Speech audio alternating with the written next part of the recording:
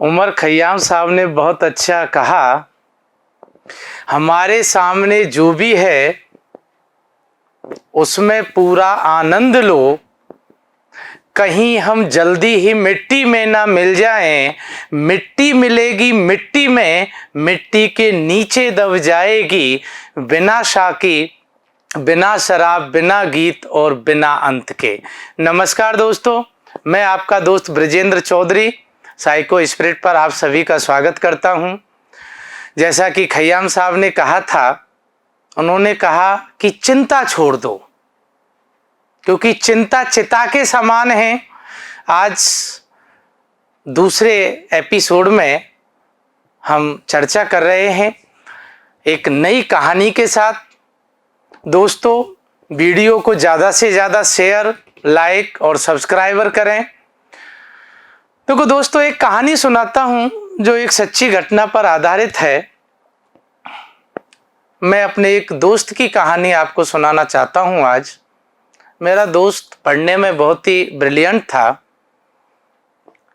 हमेशा अपनी पोजीशन पे टॉप रहता, अच्छे से उसका बहुत सही जगह सिलेक्शन हो गया, बहुत सही समय पर। यहाँ तक सब ठीक चल रहा था, लेकिन उसकी इच्छा थी कि कुछ बेटर करे। बेटर के दौरान उसने अपना कुछ चीज़ें शुरू की। देखो, काम है, काम की तरह ही चलेगा, समय भी लगता है और कुछ डिसीजंस भी इस तरीके से लेने पड़ते हैं। हमारे दोस्त ने क्या किया कि उसी के कारण वो बहुत ज़्यादा चिंतित रहने लग गया। चिंता में इतना अधिक डूब चुका था कि उनके अल्सर हो गया। यहाँ तक भी ठीक था, लेकिन एक दिन अचानक बेहोश हुए और बेहोशी के बाद जब हॉस्पिटलाइज कराया गया तो देखा कि अल्सर बहुत ज़्यादा बढ़ चुका था और उनके जो अमाशय का अल्सर था उसमें स्थिति ये हो चुकी थी कि रक्तस्राव होने लगा था। डॉक्टर ने लगातार उनको कुछ सलाहें दी, हॉस्पिटलाइज रखे और धीरे धीरे स्वास्थ्य बहुत ज़्यादा गिरता हुआ जा रहा था। स्वास्थ्य यहाँ तक गिरा कि वो स्वयं खड़े होकर चलने की स्थिति में नहीं थे। डॉक्टर आते और डॉक्टर ने एक दिन उन्हें साफ कहा कि आपकी जो बीमारी है ये बहुत ही लाइलाज है और जब तक दवाइयाँ हैं तब तक आप जिंदा हो, बिस्तर से खड़े होने की स्थिति नहीं। बड़ी चिंता उस बिस्तर पे पड़े पड़े, लेकिन मेरे दोस्त की एक बड़ी तमन्ना थी कि मैं पूरी दुनिया का भ्रमण करूं। तो उन्होंने अगले दिन जब डॉक्टर आया तो उन्होंने अपनी इच्छा जाहिर की कि मुझे इस बेड पे भी मरना ही है और यदि मैं मेरी इच्छा पूरी करने के लिए बाहर भी जाता हूं तो वहां पे मरना ही है, तो क्यों ना मैं मेरी इच्छा पूरी करते हुए मरूं।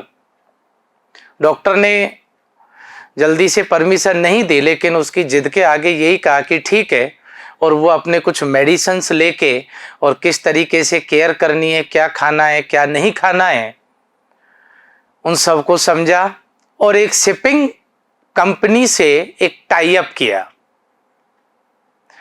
टाई अप से पहले उनकी एक और इच्छा थी, वो भी मैं आपको बता देता हूं। उन्होंने अपने घर वालों से एक प्रॉमिस किया था कि मेरी कहीं भी मृत्यु हो लेकिन मुझे यहीं पर दफनाया जाएगा। कंपनी से जो टाई अप किया गया उसमें स्पष्ट कहा गया कि यात्रा के दौरान यदि मेरी कहीं पर भी मृत्यु होती है तो मेरी डेड बॉडी को इस ताबूत के अंदर आप सुरक्षित जब भी वापस आओगे लेकर आओगे और मेरे घर वालों को सुपुर्द करोगे। पूरी दवाइयाँ और मेडिसिन लेके मेरा दोस्त शिप में सवार हो गया और शिप अपनी यात्रा पे निकल चुकी थी। दोस्त अपने साथ ताबूत भी लेके गया था। दोस्तों देखो, जब वो शिप पे गया, क्योंकि वो अपने मन की इच्छा पूरी करने जा रहा था, उसने देखा कि धीरे धीरे उसकी सेहत में सुधार हो रहा था, क्योंकि जिन चिंताओं के कारण उसकी सेहत का ये हाल हुआ था, वो चिंताएं उसने करना छोड़ दी थी।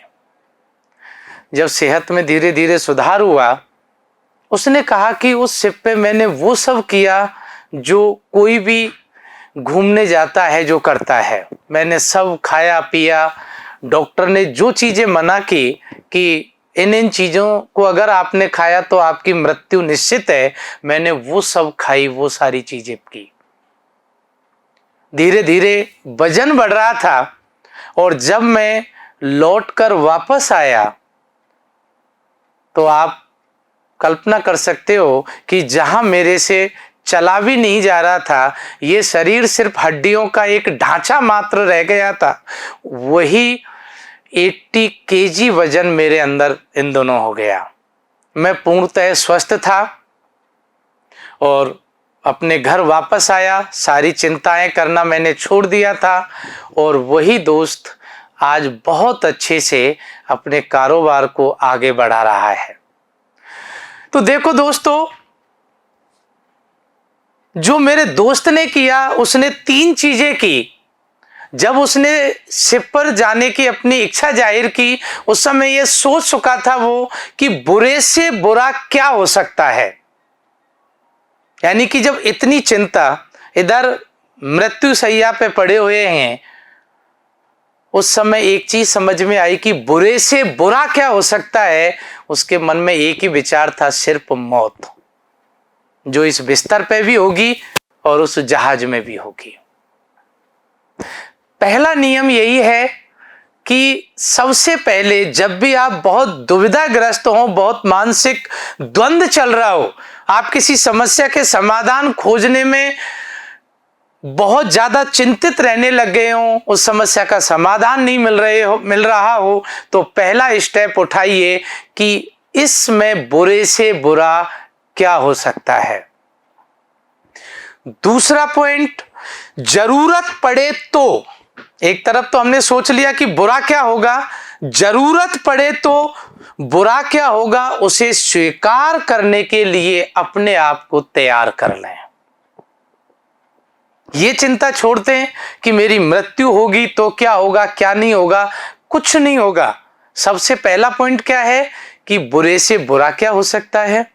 दूसरा, जरूरत पड़े तो बुरा क्या होगा, उसे स्वीकार करने के लिए तैयार रहें। और तीसरा, फिर शांति से बुरे से बुरे को सुधारने की कोशिश करें। जब आपने शुरुआत के दोनों नियम अपना लिए तो आप चिंता को दूर कर चुके हो, और जब चिंता दूर हो चुकी है तो आप उसमें निश्चित रूप से बेहतरीन सुधार लाके और अपने उस डिसीजन तक पहुंच सकते हो जो आप डिसीजन लेना चाहते हो। तो मेरा तो आप सभी से यही निवेदन है कि जब भी कभी किसी समस्या में फंसे, कभी भी मानसिक द्वंद्व हो, चिंतित रहने से अच्छा है कि हम इन 3 बिंदुओं पे चर्चा करें। हम EQ अनबैलेंस करने से बेटर है कि हम इन तीनों नियमों का पालन करके उस समस्या से बाहर आएं।